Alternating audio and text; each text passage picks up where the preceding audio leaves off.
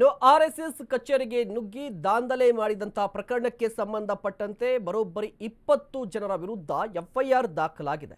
ಬೆಂಗಳೂರಿನ ಚಾಮರಾಜಪೇಟೆಯಲ್ಲಿನ ಆರ್ಎಸ್ಎಸ್ ಕಚೇರಿಯ ಮೇಲೆ ಅಥವಾ ಕಚೇರಿಗೆ ನುಗ್ಗಿ ದಾಂಧಲೆ ಮಾಡಿದಂತ ಪ್ರಕರಣಕ್ಕೆ ಸಂಬಂಧಪಟ್ಟಂತೆ ಈಗ ಎಫ್ಐಆರ್ ದಾಖಲಾಗಿದೆ.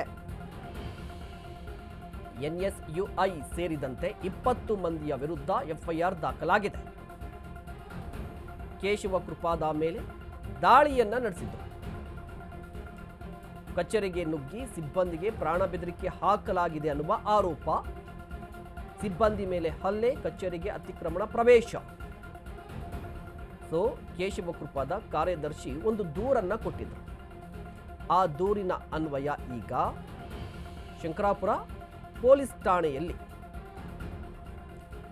ಎಫ್ಐಆರ್ ದಾಖಲಾಗಿದೆ. ಪೊಲೀಸರು ಪ್ರಕರಣವನ್ನು ದಾಖಲು ಮಾಡಿಕೊಂಡಿದ್ದಾರೆ. 20 ಜನರ ವಿರುದ್ಧ ಎಫ್ಐಆರ್ ದಾಖಲಾಗಿದೆ. ನೀವು ಕೂಡ ಗಮನಿಸ್ತಾ ಇರಬಹುದು. ಒಂದು ಈ ಆರ್ಎಸ್ಎಸ್ ವರ್ಸಸ್ ಸರ್ಕಾರ ಅನ್ನುವಂತಹ ಪರಿಸ್ಥಿತಿ ರಾಜ್ಯದಲ್ಲಿ ಇದೆ. ಪ್ರಿಯಾಂಕ್ ಖರ್ಗೆ ಅವರು ಅರ್ಜಿಯನ್ನ ಸಲ್ಲಿಕೆ ಮಾಡಿದ್ರು, ಒಂದು ಪತ್ರವನ್ನ ಬರೆದಿದ್ರು ಸಿಎಂ ಸಿದ್ದರಾಮಯ್ಯನವರಿಗೆ. ಅದಾದ ನಂತರ ಕ್ಯಾಬಿನೆಟ್ನಲ್ಲಿ ಸರ್ಕಾರಿ ಸ್ಥಳಗಳಲ್ಲಿ ಖಾಸಗಿ ಕಾರ್ಯಕ್ರಮ ನಡೆಯಬಾರದು ಅಂತ ಹೇಳಿ ಸುತ್ತೋಲೆ ಬಂತು. ಅದಾದ ಬಳಿಕ ಪ್ರಿಯಾಂಕ್ ಖರ್ಗೆ ವಿರುದ್ಧ ಸಂಘ ಪರಿವಾರದ ಒಂದಿಷ್ಟು ಮಂದಿ ಕಿಡಿಕಾರ್ತಾ ಇದ್ದಾರೆ. ಇದನ್ನ ಖಂಡಿಸಿ ಮೊನ್ನೆ ಅಷ್ಟೇ ಬೆಂಗಳೂರಿನ ಕೇಶವ ಕೃಪಾ ಕಚೇರಿಯ ಮೇಲೆ ಒಂದಿಷ್ಟು ಕಾರ್ಯಕರ್ತರು, ಒಂದಿಷ್ಟು ಸಂಘಟನೆಯ ಕಾರ್ಯಕರ್ತರು ಹೋಗಿ ಪ್ರತಿಭಟನೆ ಮಾಡಿದ್ದು, ದಾಂಧಲೆ ನಡೆಸಿದ್ರು. ಈ ಪ್ರಕರಣಕ್ಕೆ ಸಂಬಂಧಪಟ್ಟಂತೆ 20 ಜನರ ವಿರುದ್ಧ ಎಫ್ಐಆರ್ ದಾಖಲಾಗಿದೆ. ಇದೀಗ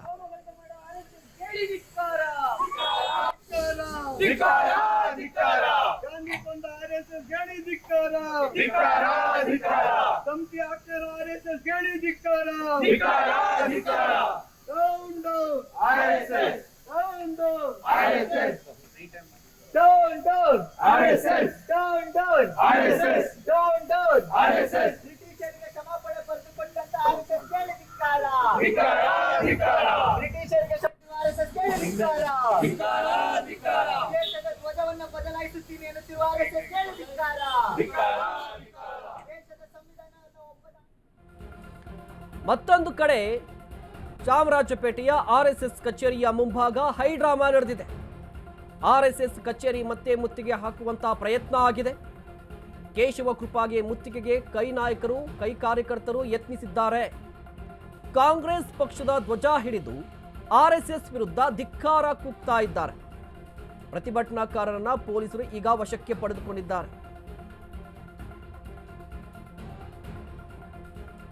ಚಾಮರಾಜಪೇಟೆಯಲ್ಲಿರುವಂತಹ ಆರ್ಎಸ್ಎಸ್ ಕಚೇರಿ ಮುಂಭಾಗ ಈಗ ಹೈ ಡ್ರಾಮಾ ನಡೀತಾ ಇದೆ. ದೃಶ್ಯಾವಳಿಯಲ್ಲಿ ಗಮನಿಸ್ತಾ ಇರಬಹುದು ಪರಿಸ್ಥಿತಿ ಯಾವ ಮಟ್ಟಿಗೆ ಇದೆ ಅಂತ ಹೇಳಿ. ಒಂದು ಕಡೆ ಮೊನ್ನೆ ಪ್ರತಿಭಟನೆ ಮಾಡಿದಂತಹ ವ್ಯಕ್ತಿಗಳ ವಿರುದ್ಧ ಎಫ್ಐಆರ್ ದಾಖಲಾಗಿದೆ. ಮತ್ತೊಂದು ಕಡೆ ಇವತ್ತೂ ಕೂಡ ಆರ್ಎಸ್ಎಸ್ ಕಚೇರಿಯ ಮುಂಭಾಗ ಪ್ರತಿಭಟನೆ ನಡೀತಾ ಇತ್ತು. ಆ ಸಂದರ್ಭದಲ್ಲಿ ಪೊಲೀಸರು ಸ್ಥಳಕ್ಕೆ ಬಂದರು, ಪ್ರತಿಭಟನಾಕಾರರನ್ನು ವಶಕ್ಕೆ ಪಡೆದುಕೊಂಡಿದ್ದಾರೆ. ಕಾಂಗ್ರೆಸ್ನ ಕಾರ್ಯಕರ್ತರಂತ ಗೊತ್ತಾಗ್ತಾ ಇದೆ.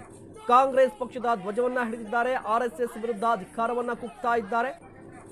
ವಿಚಾರ ಗೊತ್ತಾಗ್ತಾ ಇದ್ದಂತೆ ಸ್ಥಳಕ್ಕೆ ಪೊಲೀಸರು ಬಂದರು, ಪ್ರತಿಭಟನಾಕಾರರನ್ನು ವಶಕ್ಕೆ ಪಡೆದುಕೊಂಡಿದ್ದಾರೆ. ನೀವು ಕೂಡ ದೃಶ್ಯಾವಳಿಯಲ್ಲಿ ಗಮನಿಸ್ತಾ ಇರಬಹುದು. ರಾಜ್ಯದಲ್ಲಿ ಈಗ ಆರ್ಎಸ್ಎಸ್ ವರ್ಸಸ್ ಕಾಂಗ್ರೆಸ್ ಅನ್ನುವಂತಹ ಪರಿಸ್ಥಿತಿ ನಿರ್ಮಾಣವಾಗಿದೆ.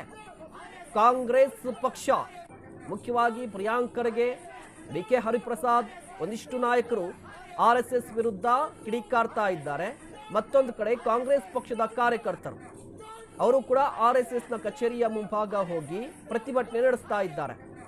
ಇವತ್ತು ಕೂಡ ಪ್ರತಿಭಟನೆ ನಡೆಸ್ತಾ ಇದ್ರು. ಈಗ ಪ್ರತಿಭಟನಾಕಾರರನ್ನ ಪೊಲೀಸರು ವಶಕ್ಕೆ ಪಡೆದುಕೊಂಡಿದ್ದಾರೆ.